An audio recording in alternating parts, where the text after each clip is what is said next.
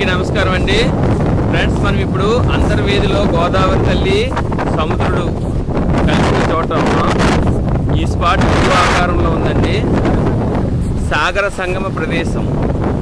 దీన్నే అంతర్వేదిలో అన్నా చెల్లెల గట్టు అంటారట.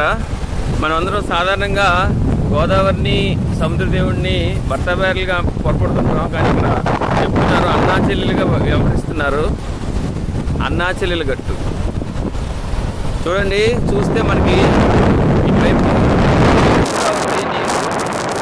సముద్ర నీరండి, ఎరుపు నీరు, సముద్ర నీరు, కేంద్రాలు కూడా వస్తున్నాయి.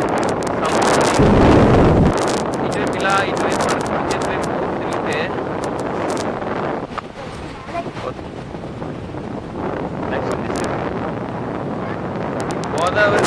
గోదావరి అమ్మ ఆకుపచ్చ రంగులో ఉన్నారు. గోదావరి చూడండి. అలలు వస్తున్న వైపు సముద్రం, అలలు రాకుండా కామ్గా ఉన్న వైపు గోదావరి. ఇది గోదావరి ఇలా వస్తూ సముద్రంలో కలుస్తుంది. ఈ సంగమ ప్రదేశంలోన మనకు చూస్తే అలలు వాటర్ కూడా కలిసే చోటు అలా కనబడుతుంది. జై శ్రీరామ్. దేవుడి శక్తి ఎంత అద్భుతమైనది.